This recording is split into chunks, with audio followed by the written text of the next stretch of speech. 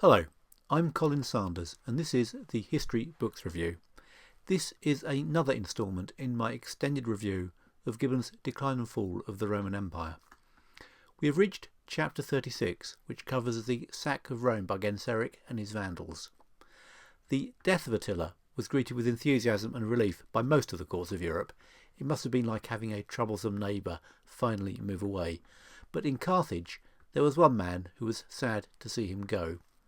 His alliance with Attila had been Genseric's trump card, which had prevented the long overdue reassertion of the empire's authority over the fertile strip of northern Africa that the Vandals and their allies had wrested from them.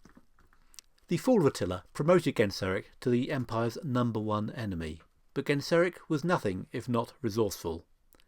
He realised that it would be almost impossible to dislodge him from his newly acquired kingdom if he controlled the sea, and so he built up a formidable navy. Carthage would, as it had during the early years of the Roman Republic, dominate the seas. The defensive logic was certainly clear, but the strategy would be implemented in a distinctly Vandal way. In other words, piracy. Soon, anywhere near the coast had to handle the risk of barbarians turning up to take their stuff. Decisive leadership on one side of the Mediterranean was matched by paralysis on the other side. Maximus had come to the throne by the far from constitutional method of killing Valentinian for messing with his wife. Although Maximus was something of an imperial insider, he was clearly a bit short of legitimacy. He wasn't recognised by the Byzantine Empire, and he didn't have the contacts with allies that had become necessary. He sent the trusty Avitus to talk to the Visigoths.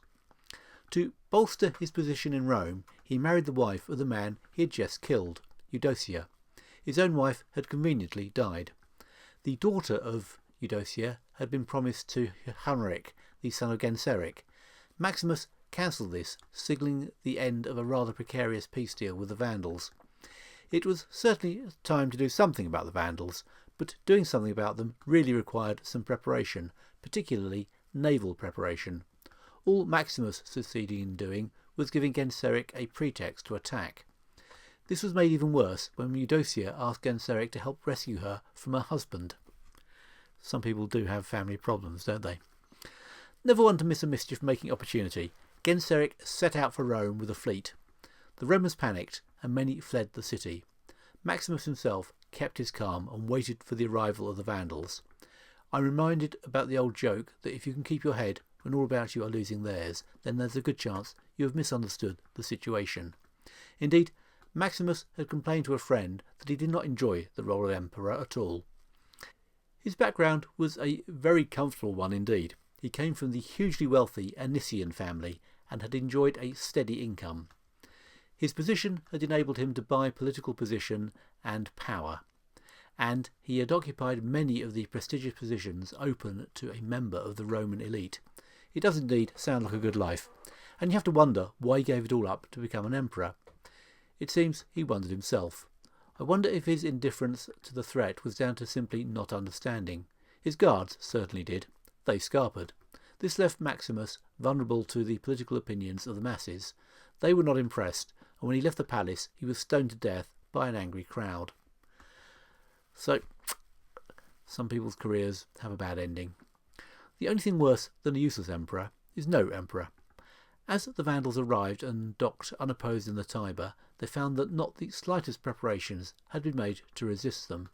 The only authority left in the city, Leo X, sent an embassy. He had, after all, already got experience in barbarian placating in his dealing with Attila a couple of years before. A promise of relatively good behaviour was extracted from Genseric. It wasn't much, but it was something, and the bravery of Leo in staying with his flock during the crisis at least deserves credit. Eudocia also visited her supposed benefactor, only to find herself robbed of her jewels and taken prisoner, along with her daughters. Of all the treasures that Genseric could have looted, this was the one that had the potential to do the most harm to the empire. He was in possession of the last royal descendant of Theodosius the Great, the biggest conferrer of legitimacy available. But Genseric did not have to choose. He had the run of the city. The gates were simply opened, and the Vandals walked in. Alaric and his Goths had at least been resisted when they sacked Rome. The Vandals also had no fear of a counterattack, and so could take all the time they wanted, and they had a fleet of ships with which to carry away the loot. The Goths could only take what they could carry.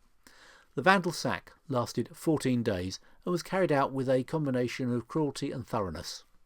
One of the first targets was the Pantheon, which contained not only many of the remaining treasures of paganism, but also the loot from the Temple of Jerusalem that had been triumphantly placed there by Titus 400 years earlier. Sadly, the boat carrying this particular section of the booty sank. Imagine how those astonishing artefacts would be valued today had they not been lost. Needless to say, all the gold and silver was taken, but so was the copper and brass. Basically, anything of value was parcelled up and carried off to Carthage. Included in the things of value category were any inhabitants who looked like they would be of value as slaves. The handling of human traffic is an art that the Vandals hadn't perfected, and many of them were sick by the time they arrived. The Bishop of Carthage matched the humanitarian activities of Leo by selling church property to relieve the distress of the captive Romans. In the days before mass media, the existence of a humanitarian crisis was something that only the people nearby would have been aware of. It was also something that would have been greeted with a shrug of the shoulders by the people of the time. But this level of disruption must have killed huge numbers of people simply by its effect on food production and distribution. There would have been huge numbers of displaced people and divided families as well.